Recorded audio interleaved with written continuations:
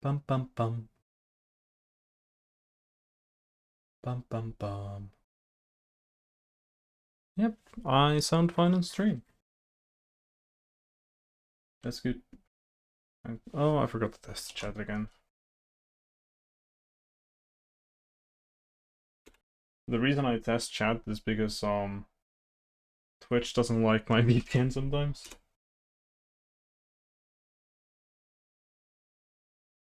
And it seems to work.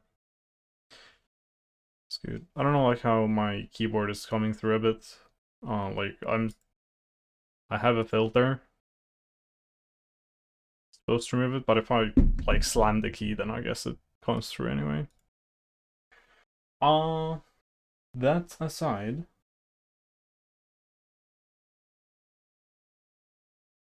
everything should be fine.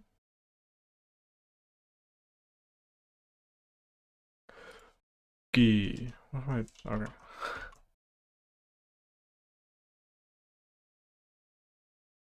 I need to have like a standard place where I type in like what I did last time. So I think I've forgotten completely. Actually, it's kind of coming back to me. Ooh, what's going on here? This server? No, this is client. Hmm.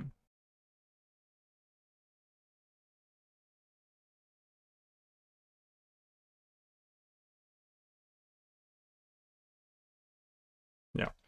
So, okay, so this is where we left off. If the client falls behind, then shit just hits the fan, right? The client just knows nothing.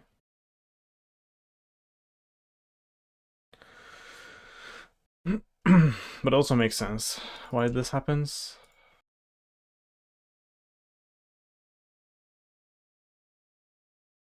Because if we're behind the server, like if we're completely behind the server, like if we receive a packet for tick 50 and we just processed tick 25, like we don't have any information about inputs that the server should know about because we're so far in the past. So we shouldn't even be sending anything, right? Um,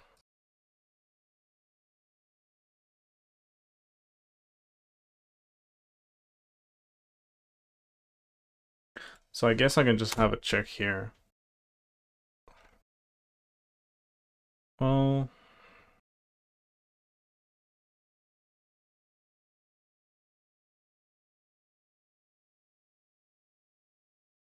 I guess this check should be here. So the current tick is larger than oldest unconfirmed tick index. Actually, I can do this, right? Like, if the current tick is the oldest unconfirmed tick, then we still send the stuff. But if we're in the past, then we don't care. So let's see what happens. We're getting input size zeros here.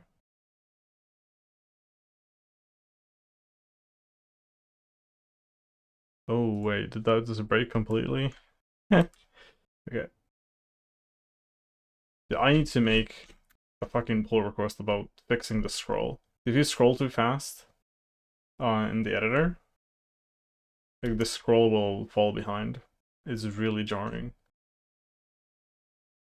Like I don't know if it's a setting I can change. Um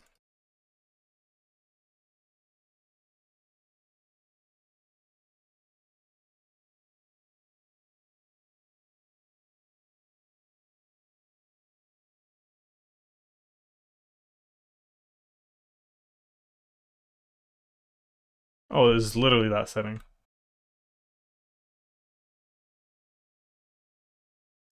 But I feel like hold on.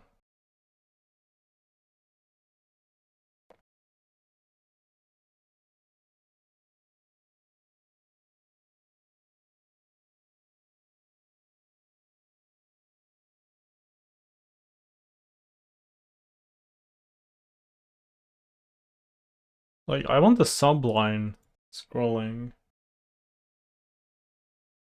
but I don't want,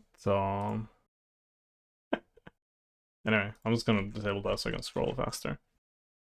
Let's see. Bumbleblade in chat? Are you removing or repairing your network solution? Neither. I am making a network solution. I don't have one currently.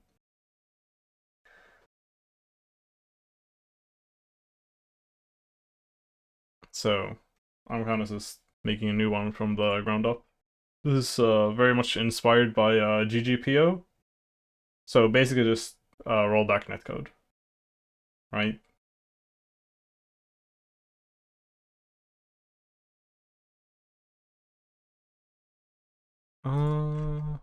Anyway, I was trying to find a print statement. I don't want this.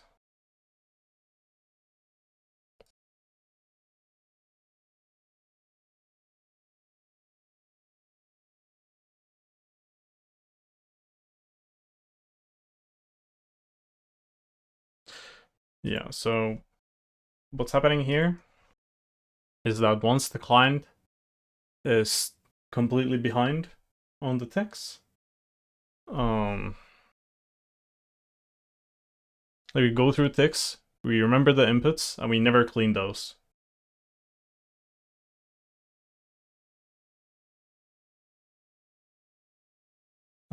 Sounds good. I recently started using Godot. Interesting to see network in action. Does have UDP. Can you write your own packages? So, what I'm, well, okay. So first of all, there's high-level multiplayer. You know, like with nodes and whatever. Where can I cannot.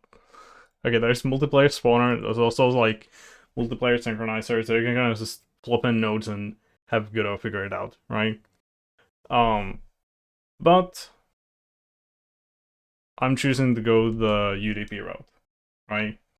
So I have my own system. I just send packets and receive packets, and bada beam, bada boom.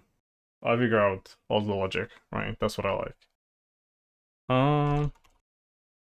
And there are different packet pairs. There's ENET, DTLS, something, something. You know, but I do know you can send UDP packets. And there's also something for WebRTC, so you can do that. But yeah. And if you are doing UDP yourself, then like encoding stuff in the bytes, like you have packed byte array, which is probably what you're gonna end up using. And there's, you know, like functions for decoding and encoding different types of values. And for a string, you can just call like 2 bytes, I think. But for me, I have my own utility for encoding stuff into bytes. Because if you just construct a packed byte array and use that, I'm pretty sure you have to keep resizing it. Let me actually check.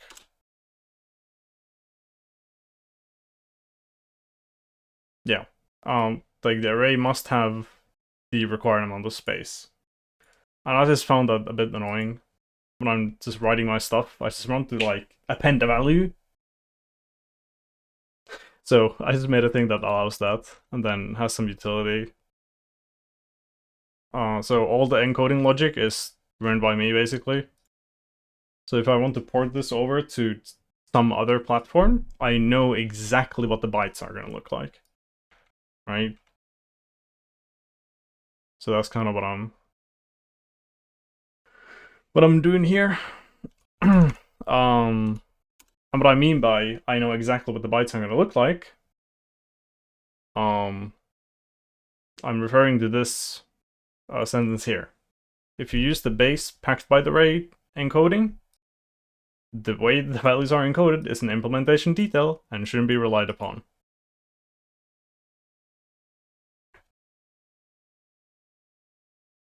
I'm sure it works out. Did you do any networking prior? I worked a bit in Unity through the years on some of the old lacewing. What is lacewing?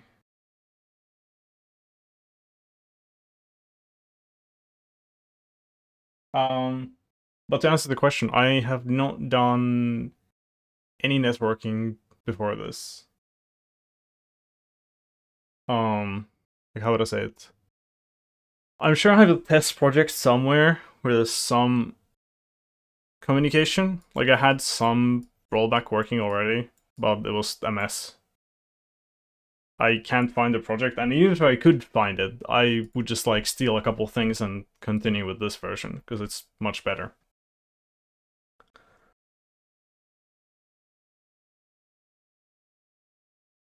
But I don't know, like the traditional way of doing networking of, you know, either I have to rely a lot on Godot, where it's like it handles everything, you know, like I use the nodes and whatever, and you know the engine kind of just does everything for me.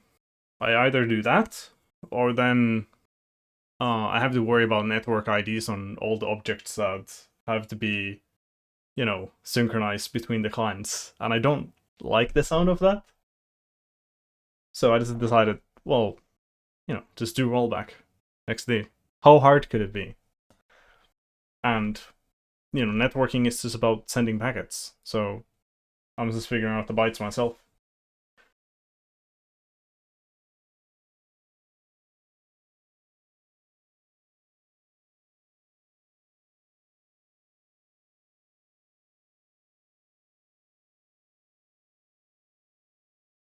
Pack, by the way, sounds useful for transferring larger chunks of data. Yeah, but I mean, I can just use it for everything. Because the other way would be to have, because the way I did it in my smaller tests was using RTC, like remote function calls. Like that's the thing you can do.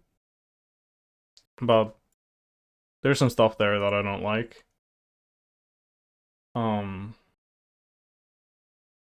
Like one, like I can just send a dictionary or an array directly, or variables, I can just send those directly.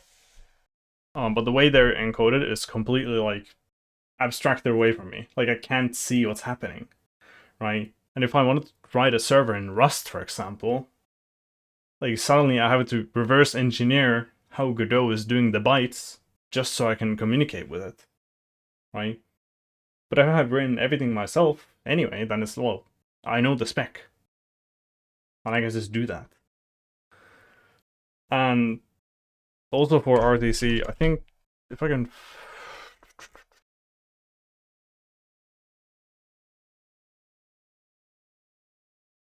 I don't know if we can find the doc page, but I remember there was basically a thing saying, by the way, people can just spoof their IP, and you know, well, it's true for even UDP, right? Like people can spoof their IP, and if you rely only on the IP address of the client to know where the packet comes from, then people can basically like take over their connection, right? I don't like that. So I'm also planning on implementing some like encryption stuff to take care of that. I don't know. I feel like my speech is going like all over the place.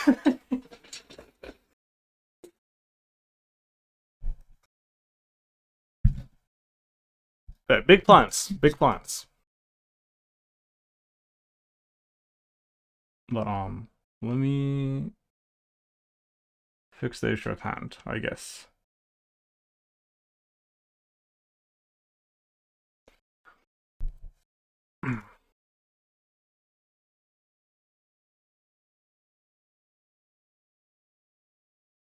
So you said you're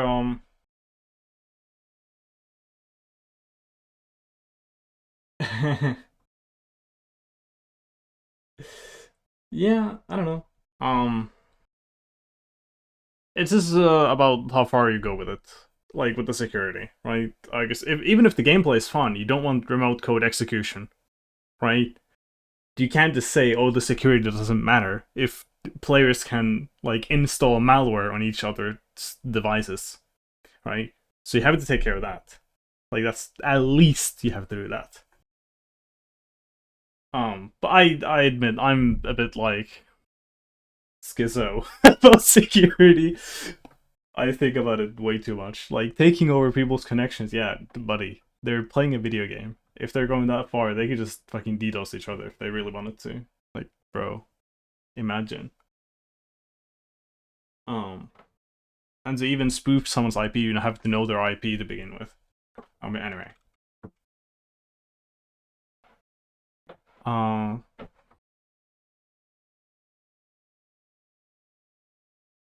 yeah, I was able to ask you like about your background and about like, are you using Godot? But then I realized that you literally already said it. Yeah.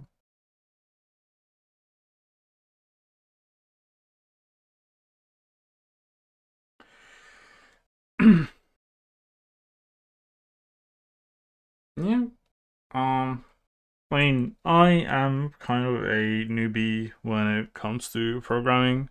Like, I I would say that I've actually used Godot for like 2 years. I mean, it's gonna be I don't remember the dates, but it's like almost 3 years.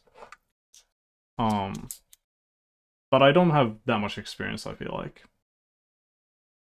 And my view on being secure is there's kind of just like a few key things you gotta be aware of, right?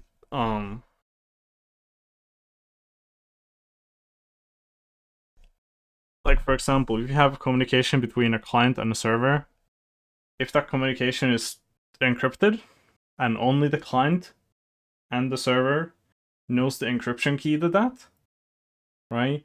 Then you can verify the identity of the server and the identity of the client with that key, right? Like you just do symmetric encryption to the packet both ways.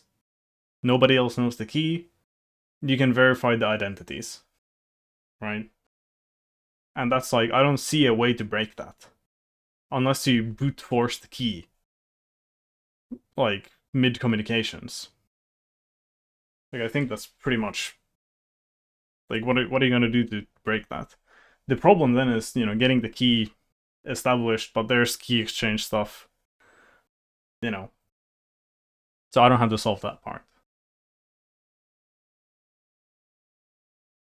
And then besides that, so that's just like someone trying to break into the connection. And after that, um, like at every turn, you just have to consider that the other party could be malicious and they're trying to ruin you, right?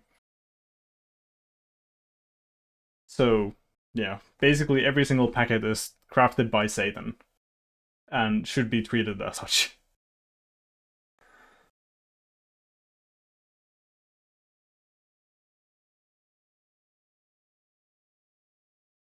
Mm, let me just get your limits. Do you care about securing UDP related movement, chat message for in-game use? Because I get what you want to critically secure. You just log in. Um, I mean, I want I don't. I'm probably going too far with this, but I want all the communications between the server and the client to be secure, right? Like there shouldn't be a possibility where a third party steps in and can just impersonate a client, right? Like if they were a middleman all the way through, sure, right? Like you can't prevent that.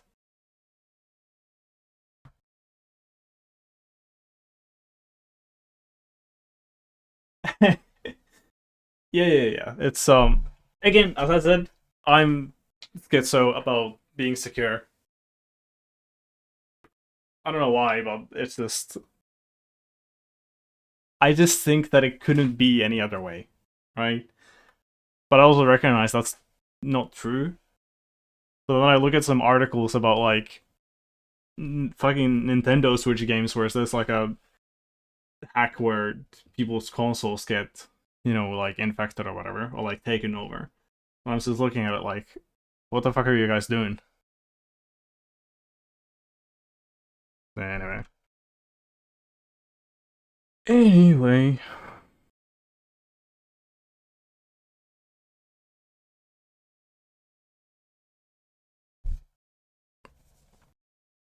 Mm.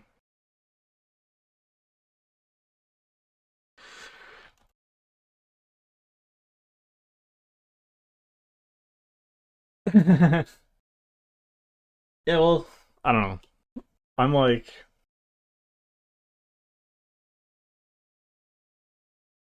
I don't.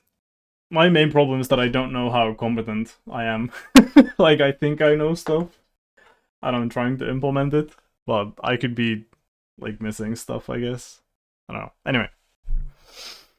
Mm, mm, mm, mm.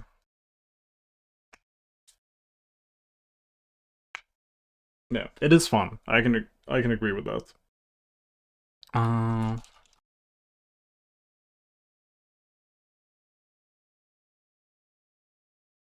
Actually, I know what I want to do.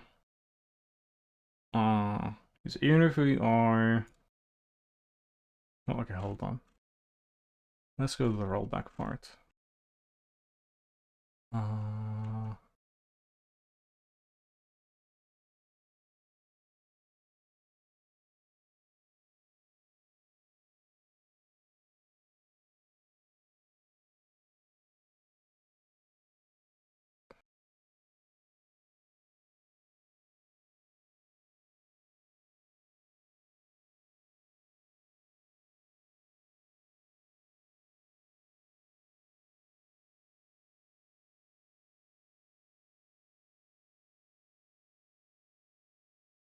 yeah, I appreciate the compliment.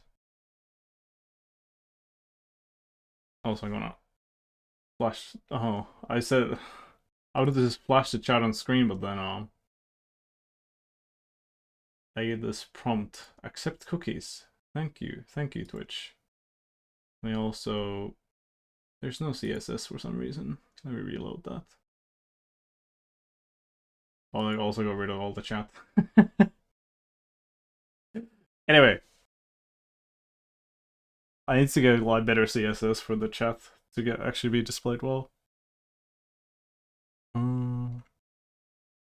Because when I upload the VODs to YouTube, like the chat is kind of just lost, which I don't like. The sizes need. I think having chat on screen is like a pretty good way of preserving the data.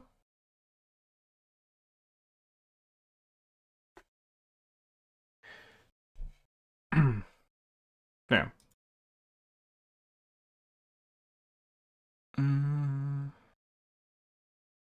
Okay, so here we actually don't want to roll to the current tick, or actually, rather, earlier on, we want the current tick to be at least what the server has just told us about.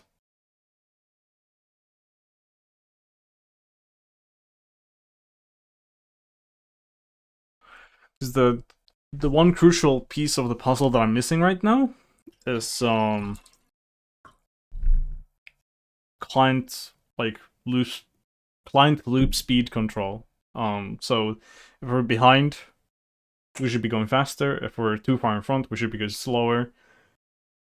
That kind of stuff. But I think at first I'm gonna have some rudimentary control where if we're like actually just like 50 ticks behind, we're just gonna catch up immediately. Let me write this thought down and then I'll look at chat. I know your question, but I can't think about it yet. Um,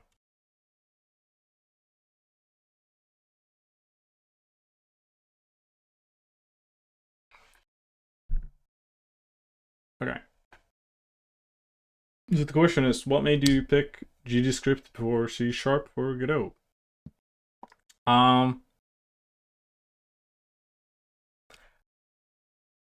Let me think. I think the most honest answer is I just go started with GDScript. Like I just downloaded Godot and started using GDScript. Maybe because I had some experience in Python before, like some minimal messing around, and like GGScript just seems more fun to type. I just type the code. I don't have to type boilerplate. I really like that. Like basically every single character that I write is just logic, right? Um, and C# has some amount of boilerplate or like unnecessary things they have to type that are just syntax. I really don't like that.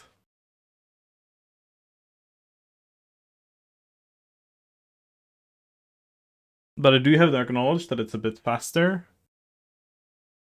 Um, but yeah. I mean, we'll see if I can make custom physics and networking all in GDScript and have it perform well enough. That's essentially what I'm trying to do right now. I feel like for context, I should show the like actual project that I'm working on. So this is like a little branched off thing where I'm focused only on networking. And this is the actual project that I'm making.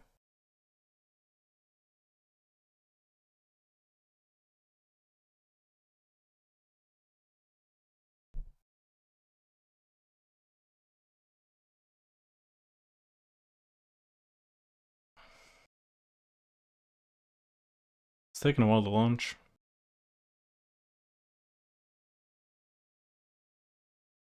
But it's probably because it's placing all these blocks. I just realized this is... Well, anyway, there's some debug stuff here. Wait, can I place blocks now? No, this is the wrong branch. Everything is debug. Anyway,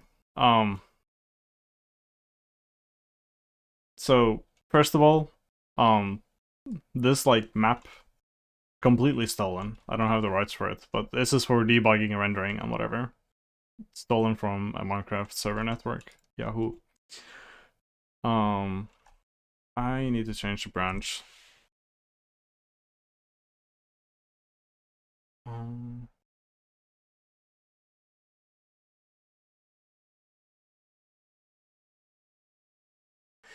Okay, so you say I think it's faster, but there are. I mean, I haven't benchmarked it. I haven't benchmarked C# versus GGScript myself, but all the benchmarks that I've seen is that C# is a bit faster. Right? No, I don't know if it's even meaningfully faster, but it is a bit faster. But let me change my thing. Right. Discard that. I think main is good.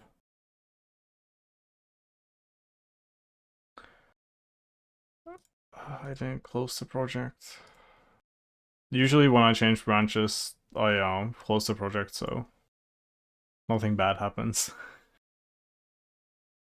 I can show you the rendering stuff. Basically, I'm just building a mesh out of the blocks. Like, it's an 8x8x8 mesh. Yeah, that's fine. Close that.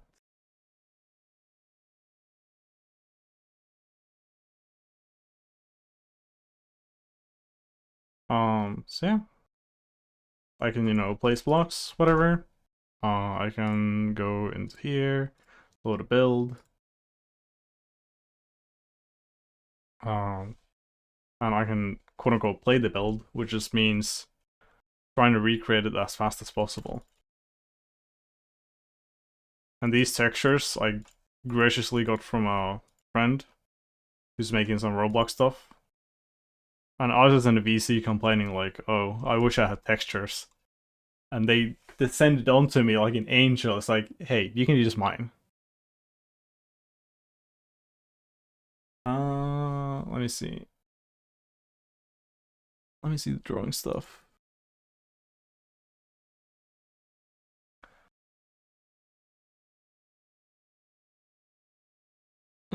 Okay, so I'm just curious as to why people use GGScript. Well, I don't really have a deep reason. I just like it, and it has a really good like integration with the engine, right? Like let me go to the UI script. So if I wanted to include a node here, for example, I can literally just drag and drop it. Or if I hold control, it will like do this sort of thing. There's a lot of like small touches like that. I don't know. I don't know how to explain it. I guess TLDR would be that I feel like it's just efficient to work in. Let me see the drawing stuff. So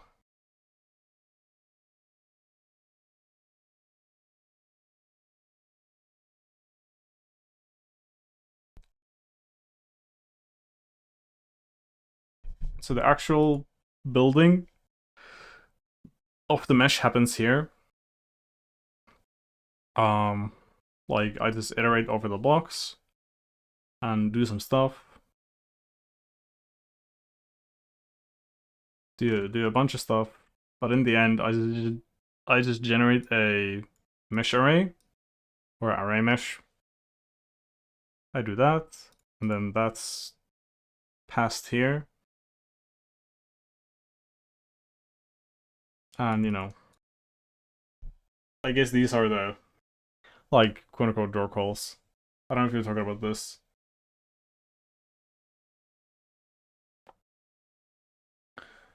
But I'm gonna leave this screen on for a moment. I'm gonna go to the bathroom and be right back. Do I have the text still here? I do. Let's go. Be right back.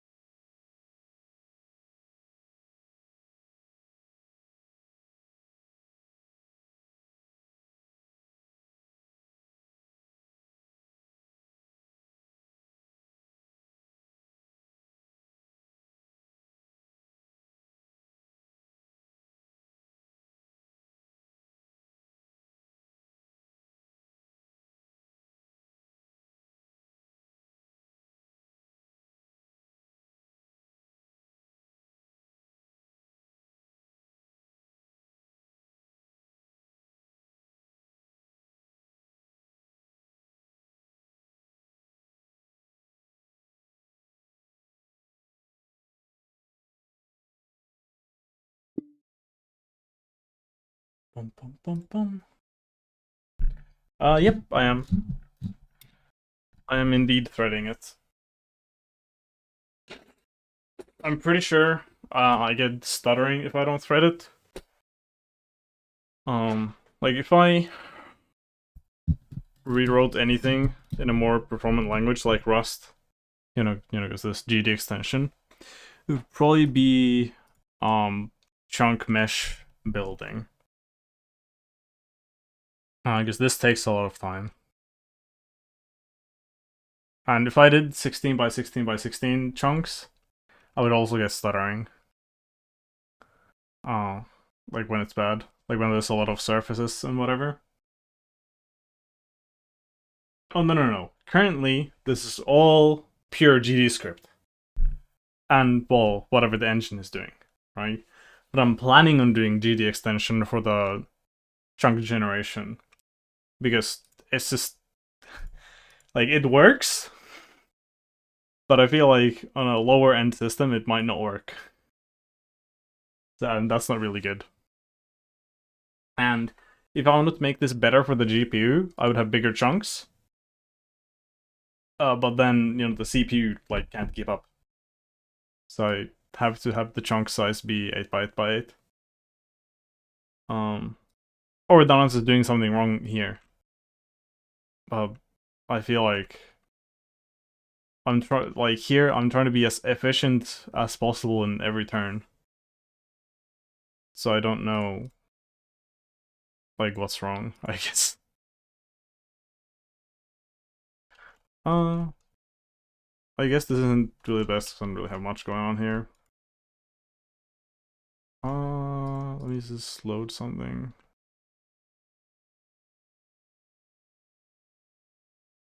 No, there's not more. Oh, anyway. There's some different blocks here, that's fine. I don't know what exactly you're looking for here.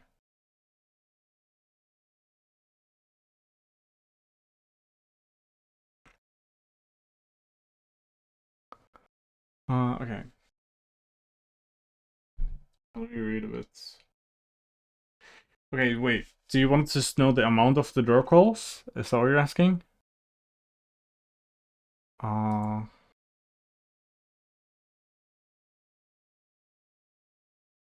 there's some stuff here about that.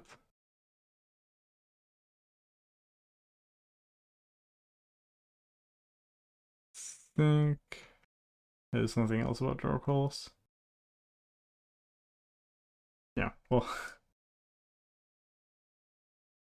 What's this spike here? 644. I don't know what this is about.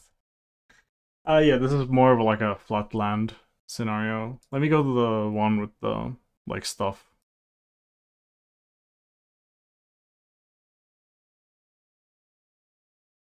This will have more. Uh,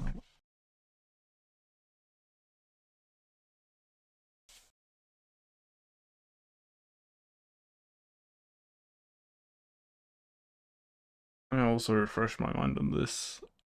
Okay, that's the catching up stuff. Easy to get distracted from the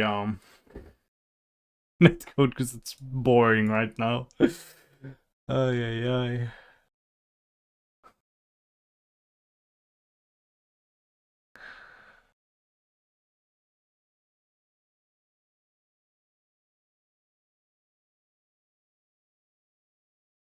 Yeah, and the reason this is thinking is because right now what happened there, it isn't just like loading a world or whatever. It's literally placing each one of these blocks in the structure separately. So it takes a bit.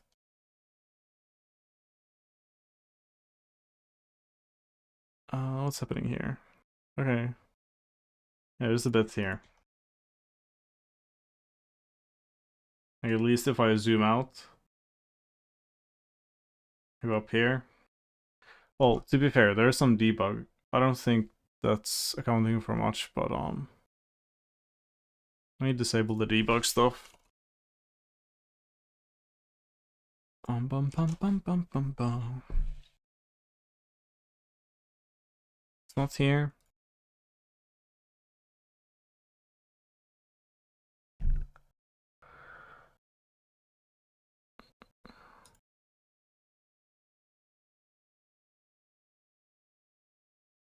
I think this is no.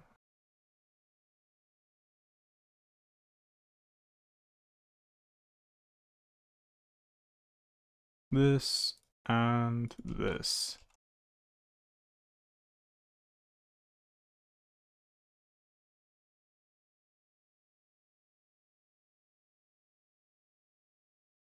Okay.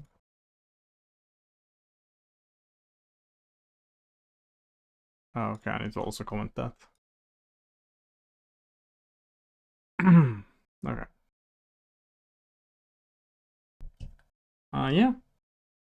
I mean, how to say? If I didn't get decent FPS, then I would have reworked stuff until I did. Like, I personally can't stand the game not running smooth. So, it will run smooth, or it will not run at all, because I'm refusing to run it.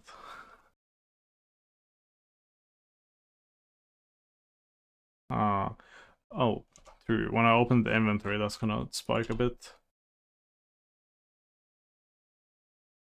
I don't know if that was what was happening earlier, but it's like 1,300, almost 400. But let me increase the chunk size for fun.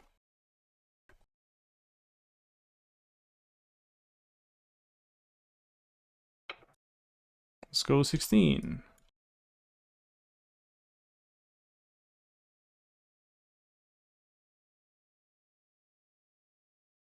Also, I love that I can just increase that one value, and it works. Famous last words before everything breaks.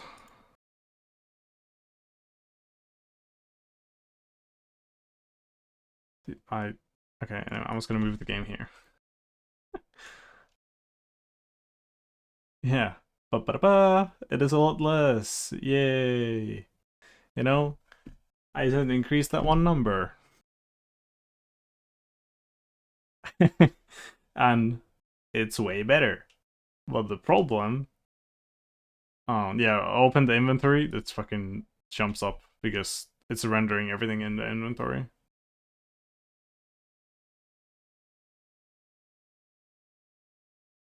Well, the problem is that when I place stuff, I need to, well, I just realized I still have the debug stuff where I place block spices left clicking.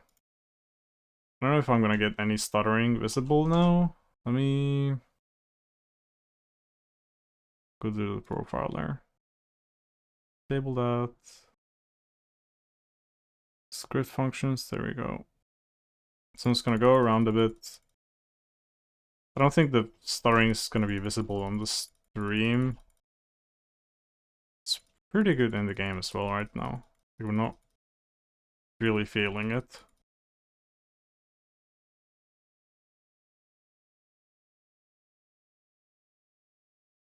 But I feel like sometimes there's like a bit of a frame skip. Yeah, and you can also, well, I mean, these spikes, they go above the, because this is the, like, 16.66 millisecond mark. So, you know, stable 30 ticks per second gameplay. Anything that goes above is technically lag, except when you're doing multi-threading. Next, the rebuild chunk function can go above, and it doesn't matter. Because it's done in multiple threads.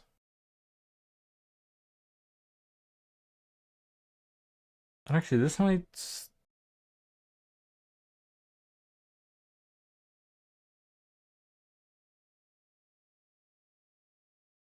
I think there are still points where it's like processing for too long.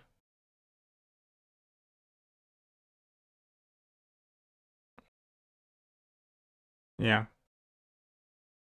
Yeah, like I think this is an example of a lag frame, or lag tick, whatever, where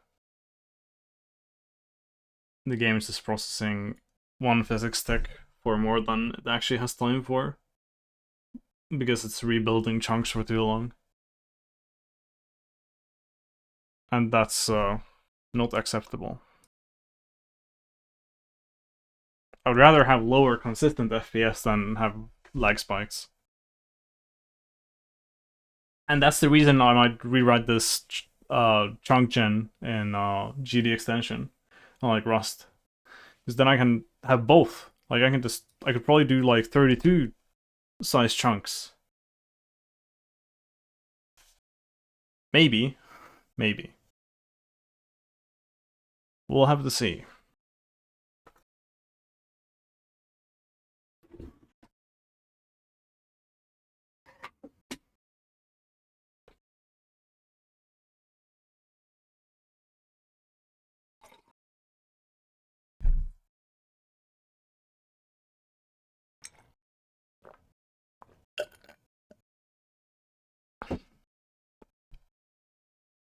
Mm-mm.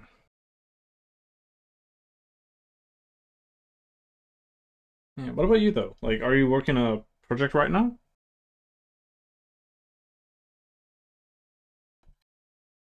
Like you said that you started checking out Godot, but like, do you have a Unity project ongoing? Do you have a Godot project ongoing?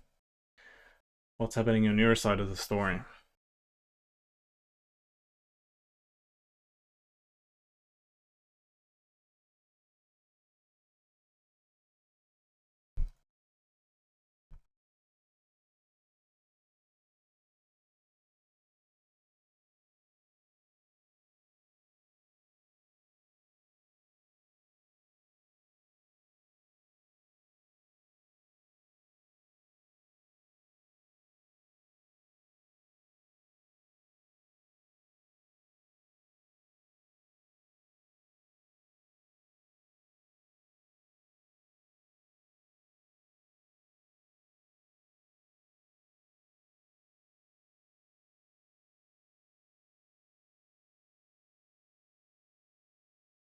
Okay, so I'll check in this function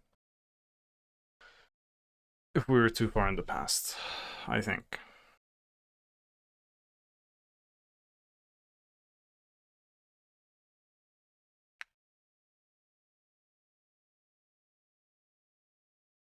Gearing back into the netcode.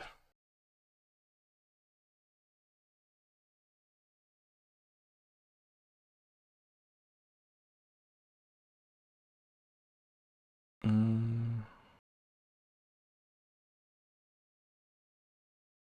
I don't need to do this inside of the loop, I guess.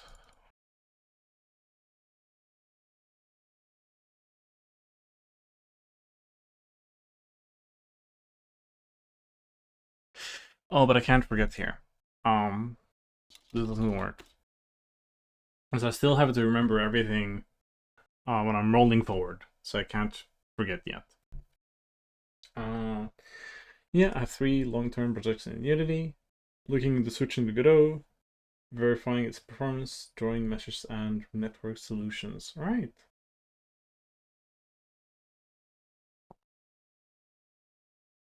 Yeah, well, for my own needs, it performs well enough. I might switch to Bevy at some point. It's like kind of a possibility looming in the future that I just use Bevy because I'm writing a lot of my own code anyway. Um, and I kind of just use the engine for rendering at this point and UI stuff, and the input map. That's also useful. But physics, for example, I'm not using it at all. Granted, the physics that I have written are in GDScript, but it's still my own logic. I can translate it.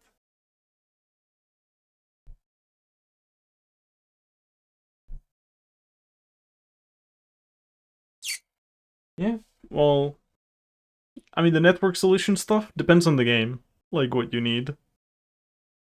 I think certain types of games can really just get away with using the built-in nodes, and but other than that, I don't know. Just I don't know any general advice. Sadly, I would just say just send your own packets. Lol, figure it out. But I don't think that's good general advice.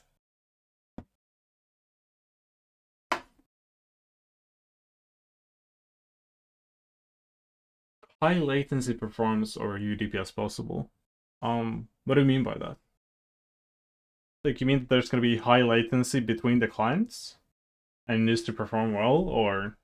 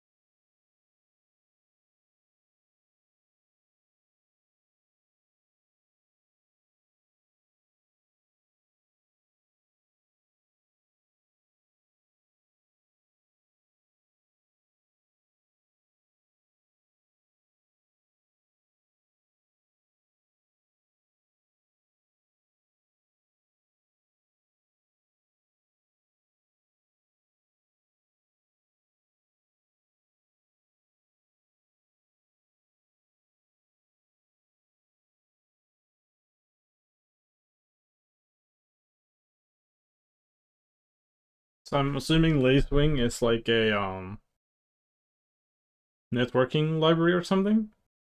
Or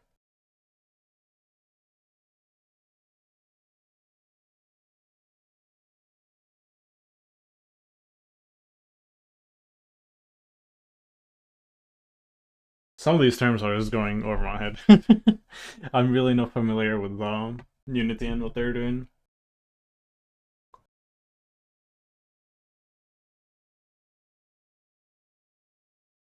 Mm-hmm.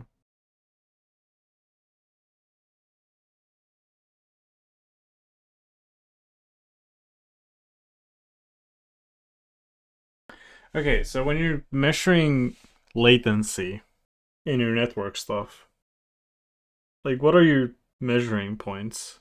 I guess. I don't know if that question makes any sense. But when we were talking about networking and latency, I'm just thinking like between the server and the client, like sending and receiving packets.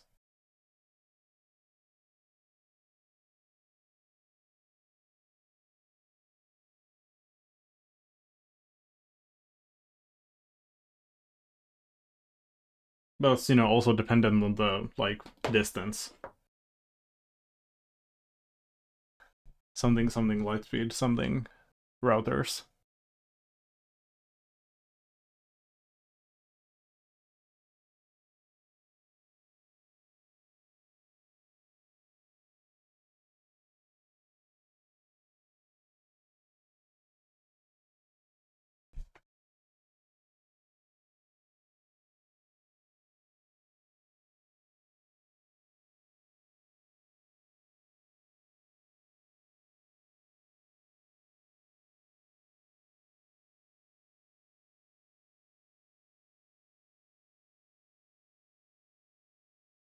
Do I even need to do this?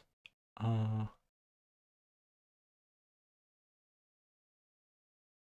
think I need this. Let's do an assertion here. Let's do it before this.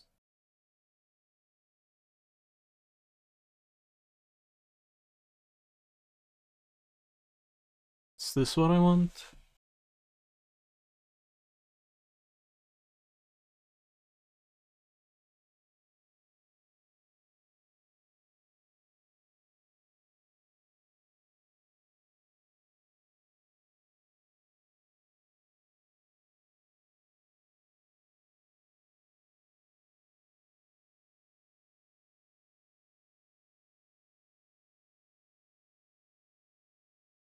First, optional environment.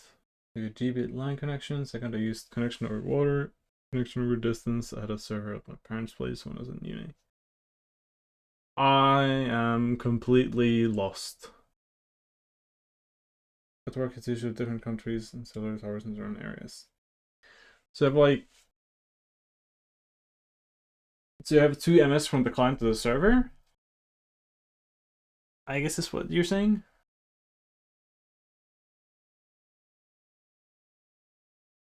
It seems like really low latency.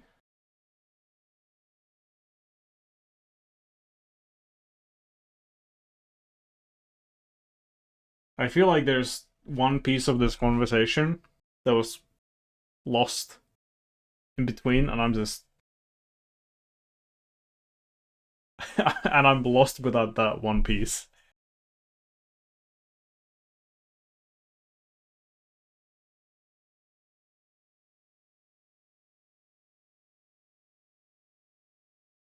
Okay, so you said that you're down to 2 MS in Lacewing. Like, what does that mean?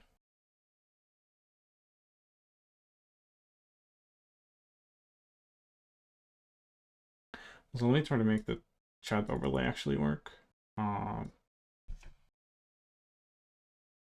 No, 200 is too little.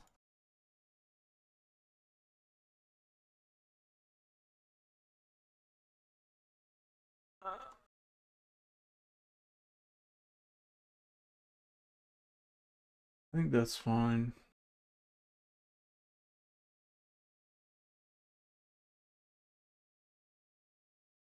I feel like every single place is in the way. Uh,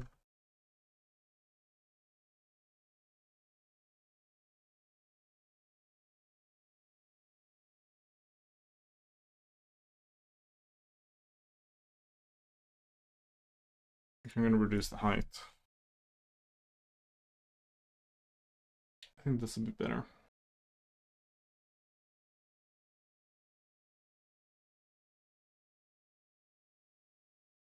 Let's do a test here. Cut this.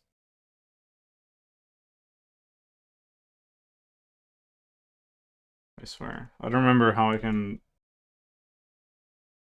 Well, anyway, I'm just gonna leave it there.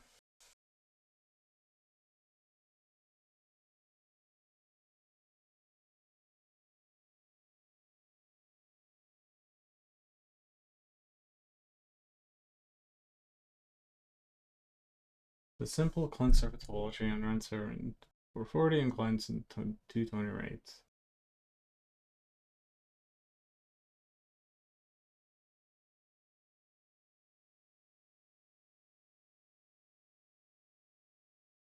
Okay. So, no, another question. What does the 440 and the 220 rate stand for?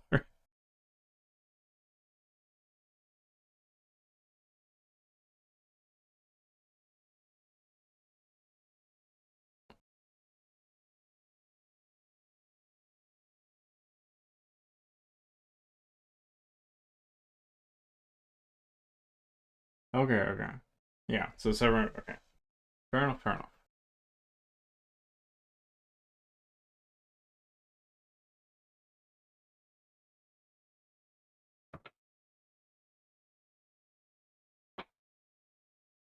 Interesting.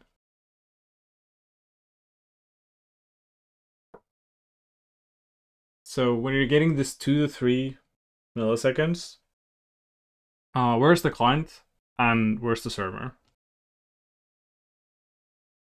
Like, are they on the same machine?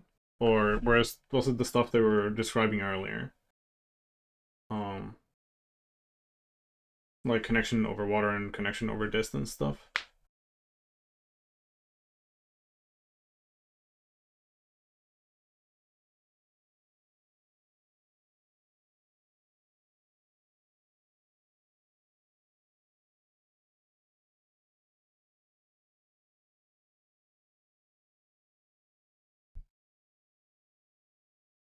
Yeah. Well, I mean, the stuff that I'm running is gonna run at 60 ticks per second, and the tick rate is like tied into the networking stuff. Like I'm first doing inputs, then networking, then the game logic, repeat.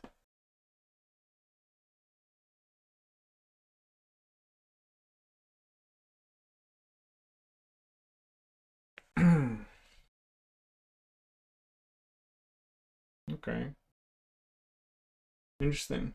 Yeah,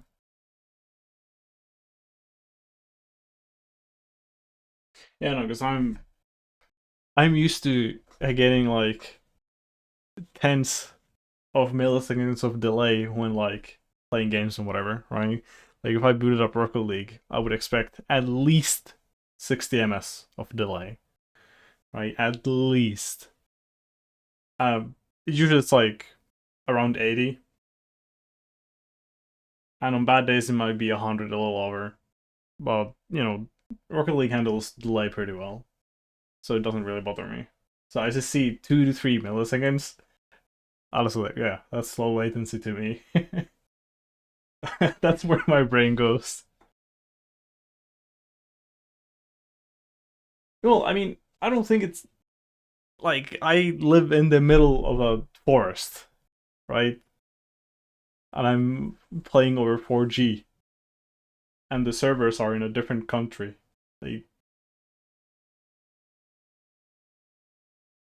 so for me, it's very understandable that I get those types of delays. Like, I don't have fiber, you know? So I don't know. I guess what I'm thinking is that the latency is kind of just a fact of life, and you can't really overcome it by programming, right? Like there are just limits. But if some people are programming their um clients and servers in ways that add additional latency over the ones that you kind of just have, you know, then yeah, sure, that should be reduced, right?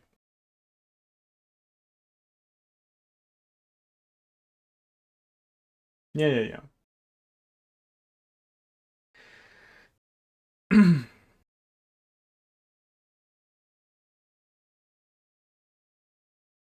Yeah, but I mean I want to say end game. I don't know why. Like the end game for like getting latency down between clients is just you just have like how would I say it? Like first of all, there's the distance between the clients. You know, you have the speed of light. It's pretty hard to beat that unless you do some quantum stuff. And then you have, but you're never gonna reach the speed of light limit. And all the time is a spitballing here. Like I'm talking out of my ass. But you know, yeah, the players' computers, whatever, and then all the network hops in between. I don't know anything about that actually. I don't know why I'm trying to talk about that. All I'm concerned about with this is that I send funny packets and I receive funny packets and I handle them correctly. Smile.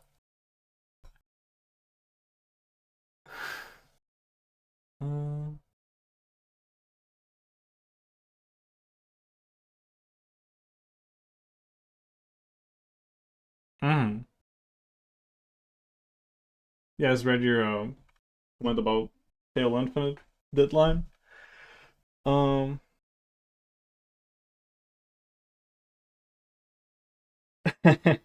true. The more shit others are, the better I look. True. Um, yeah.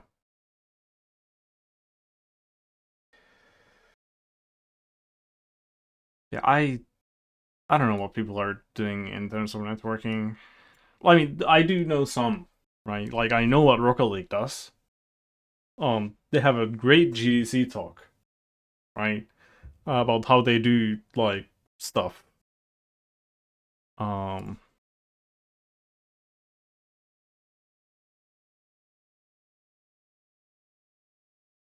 uh, bum bum bum bum bum bum bum bum bum bum bum bum bum. This is a great talk. God damn, I want to select the first part of the link. There we go. Like if you're interested about networking at all, great, great, great, great, great.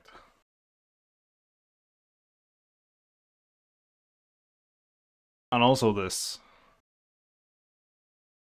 Um, it's either this or this. I think it's this one.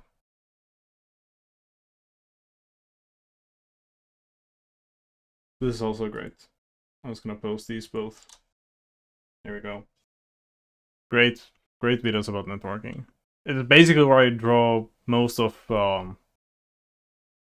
what I know about rollback. Those two talks, and then reading some GGPO stuff and thinking about it on my own.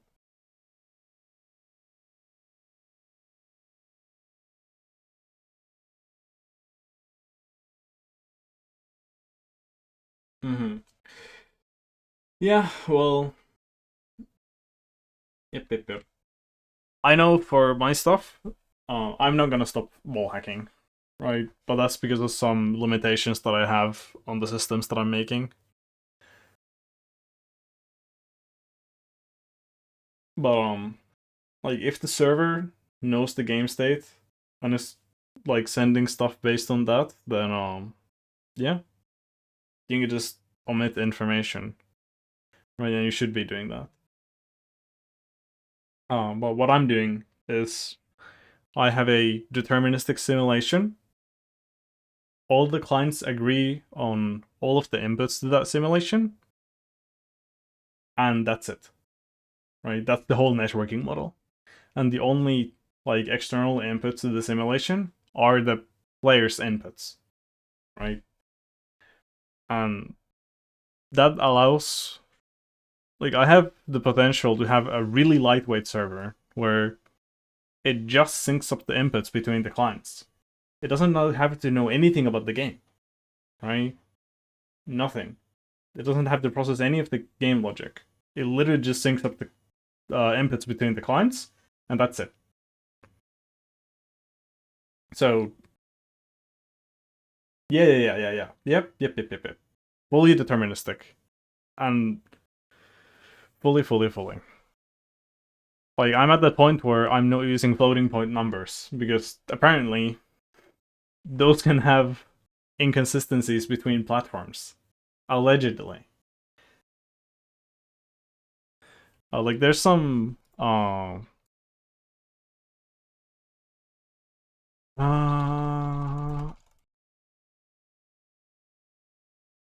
like, I have not confirmed this myself.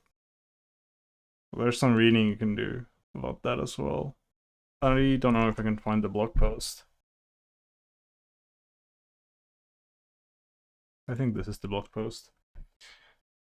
Yeah. So you roll back whenever a user desynced. Yes.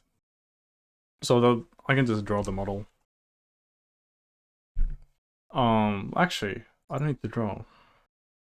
I can just steal from one of the videos that I linked. Mahaha, I'm evil. Can I copy that? No. That is my chat.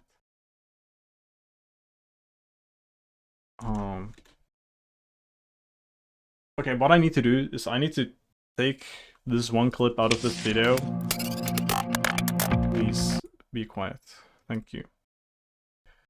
And have this like as a thing that I can replay. This thing here. The client runs the simulation, sends packets to server processes them, and here the server actually sends the game state back to the client. I'm not gonna do that. I'm just gonna send everyone's inputs, and that's it. I might be able to do a thing where I send the game state instead, but then the server actually has to know the game state.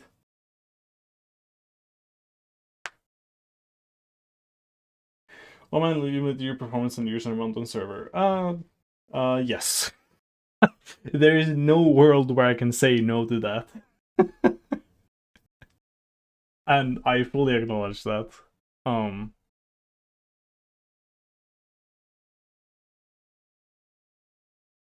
I don't know what the limits are, but I'm gonna see it.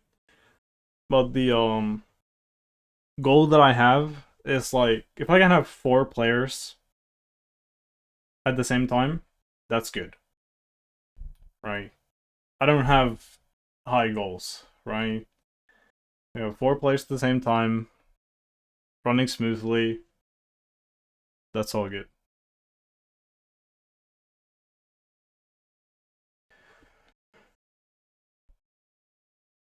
And if I can somehow hack it,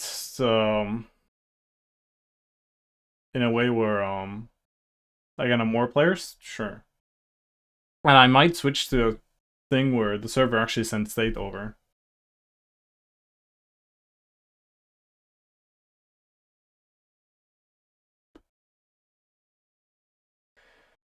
Well, I mean, it depends on the type of game, I would say. Like how expensive your physics are and stuff like that. And already my game runs at 60 ticks per second.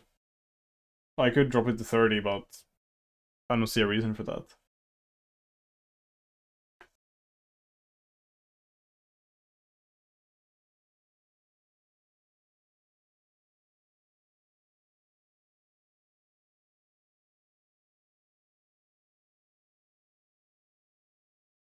No, you're not being rude.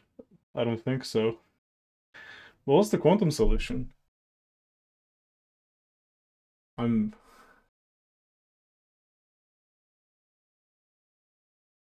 Also, I'm gonna be right back. Again, real quick.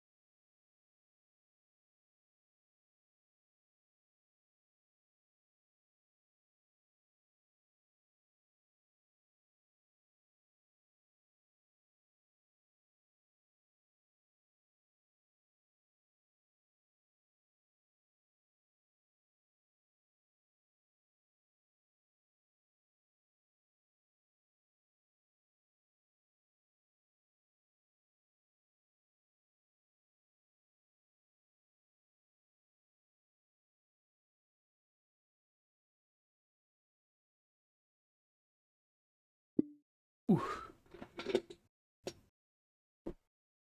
Yeah, no, I mean, I guess my end goal is to like recreate a. Oh, spook there. I couldn't see on my mic volume. Okay, my end goal is to recreate a game called Super Smash Mobs, um, which is a four-player free-for-all. It would used to be like a minigame on a Minecraft network.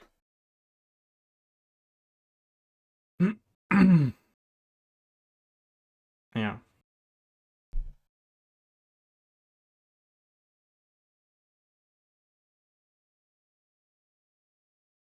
I almost broke my brain trying to debug determinism. We printed out input structs, essentially backtrack. That sounds really interesting.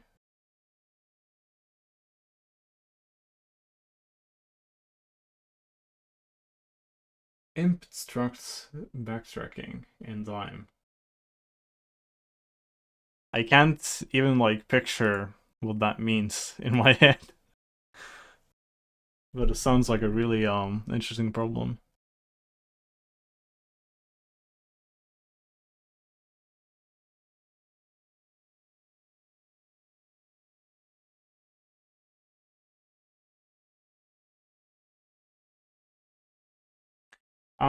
Yeah, the main reason I went with this route, which is complete determinism and rollbacking. You know, and if you disagreed with the server about the inputs, then uses rollback, correct, roll forward. Is that it's really simple to make, right? It's a lot less work for me. I don't have to worry about network IDs. I don't have to worry about anything. Like the system is kind of dirt simple in a way. So the hope is that I can just kind of make it once, and then I have a certain like category of game that I can just make, right? Or it's not a lot of players, and you know it's cheap enough to compute where I can do multiple game ticks at once and roll forward, and bada boom, it just works.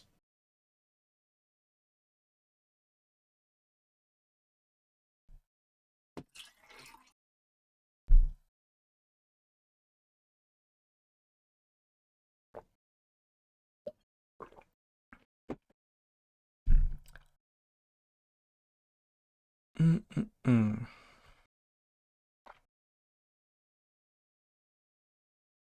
Okay. Uh, this might actually work.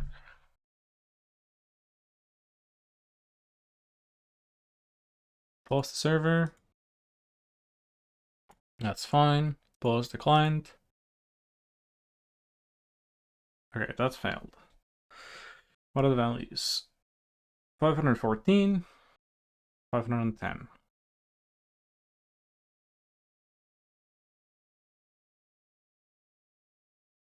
Because rollback tick is the current tick here.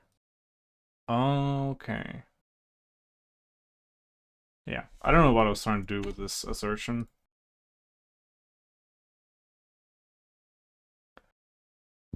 What?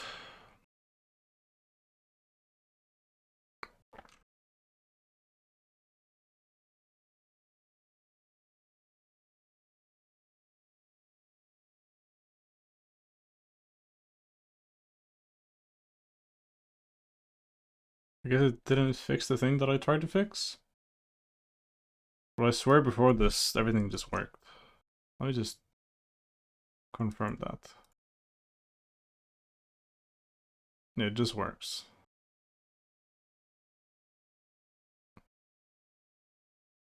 But if we do this...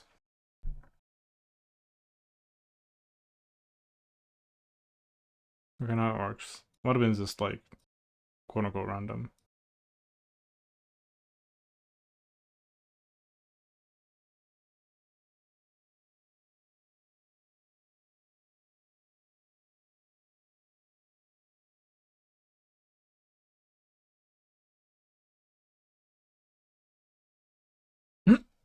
I wonder what's happening here. Yeah. I did print some more debug.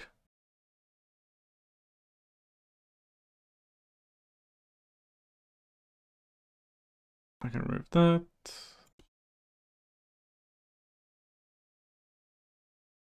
Guess I want to do this after this.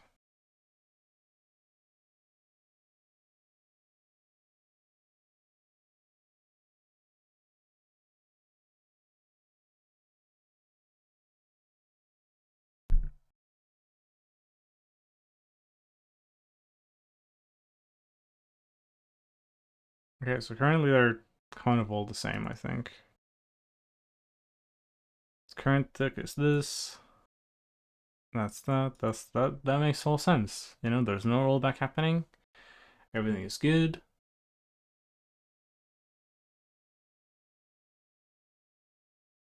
What is happening?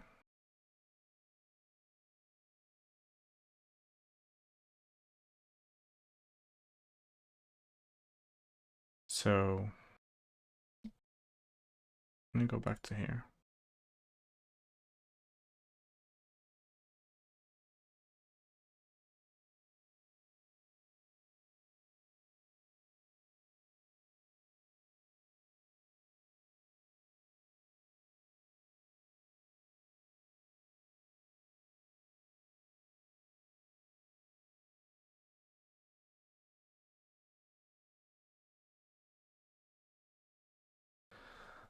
I think it's only on the initial connection.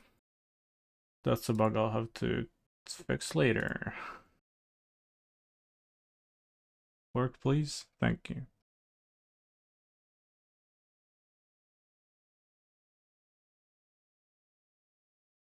Yeah, this is actually exactly what I want this to be. Like if I pause the server, then the oldest unconfirmed tick will kind of just get left here.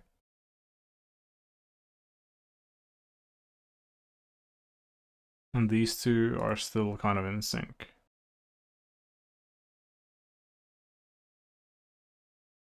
Or they kind of have to be the same, I guess, here.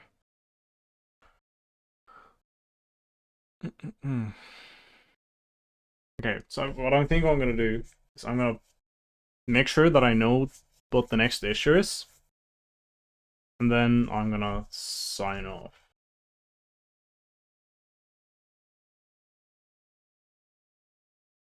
It's really fun talking, though. Wasn't as productive, maybe, because of that, but, you know, it's not all about productiveness every time.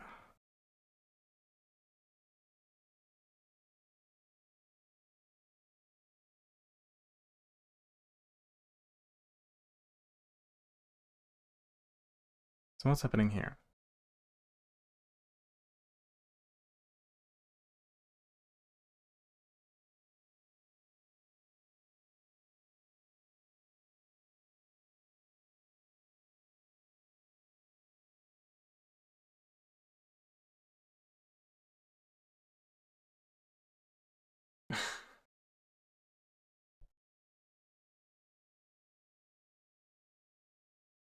Yeah.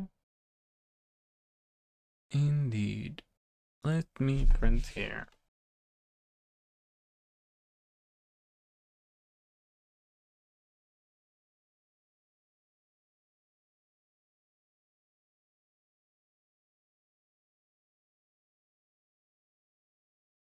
Yeah. I mean, there's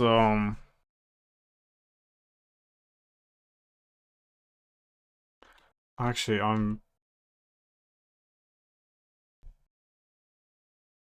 this is a separate browser profile, by the way, so I don't have my browser history, so I didn't leak anything.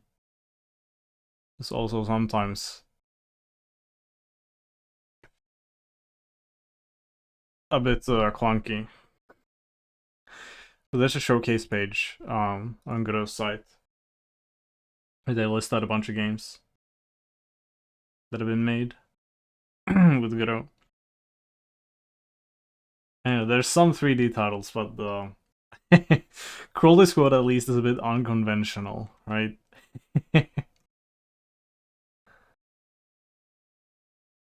It's like Set Beasts, which is like it is in a 3D environment, but you know, it's like most of the sprites.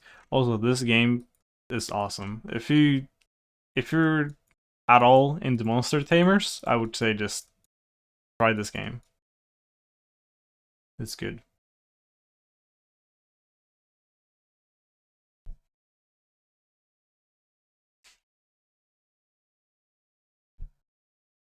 Yeah.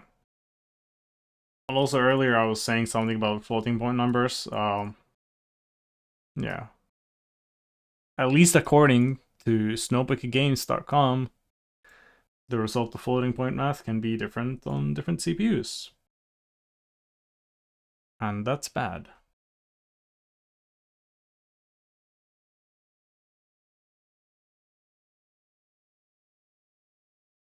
Big pixels. That's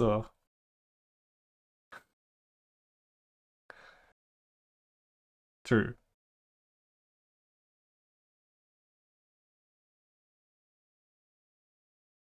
Oh, it broke.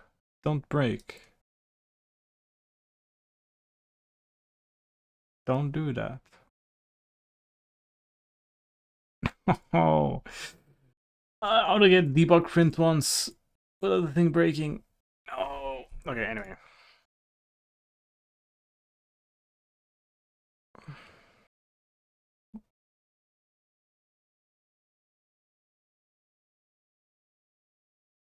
I'll try one more time. Please do not break. It didn't break. I can close it the process myself. What exactly happened here? So before the pulse,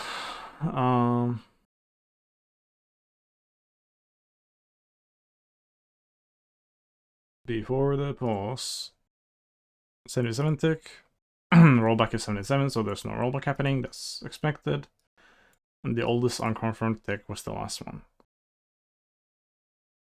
And the tick after that. The tick after, we have the current tick being set to 107, which is correct. And because the current tick is behind the oldest unconfirmed tick. That's good. And we roll forward to that. But this is actually slightly incorrect.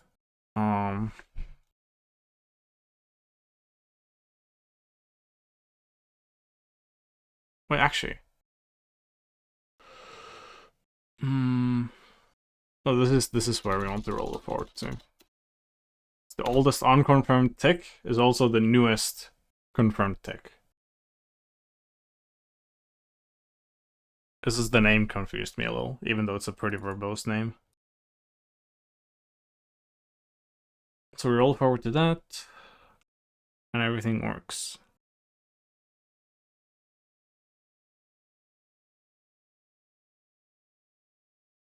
But why is this empty? Oh, true. But that's not good. So this is still incorrect. I think what's happening is earlier on when we're processing the input packets that we're receiving, we just forget everything. So when we want to roll forward here, it's bad.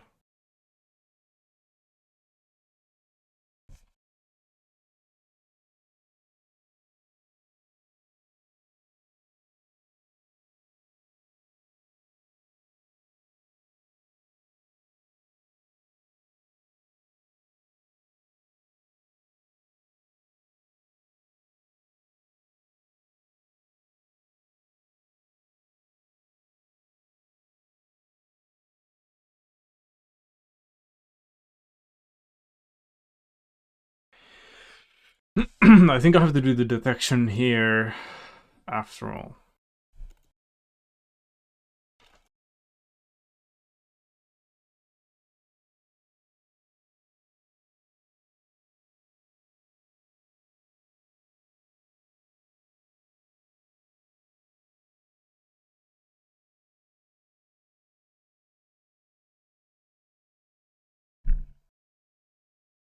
Man, my sleep lately has been all over the place.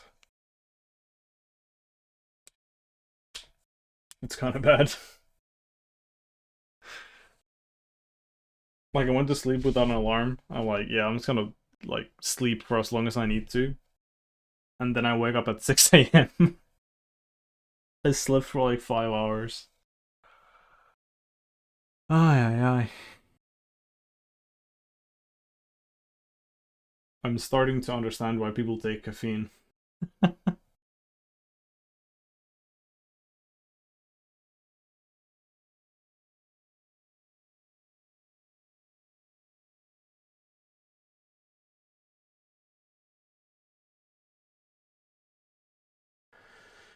Anyway, I'm running low on brain juice. We're gonna raid someone. If I am allowed to.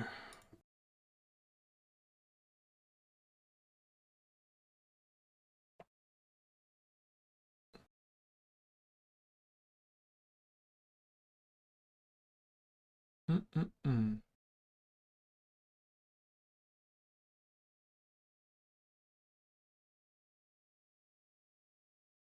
Think we're gonna go here. Jake Blade. Let's go. Yeah, thanks for hanging out. Thanks for the follow. Did it actually? Okay, I wasn't looking at the screen. Did the follow alert show up? No idea if it's functional. Hey, there we go. There's the raid of the dreams. Alright, see you later.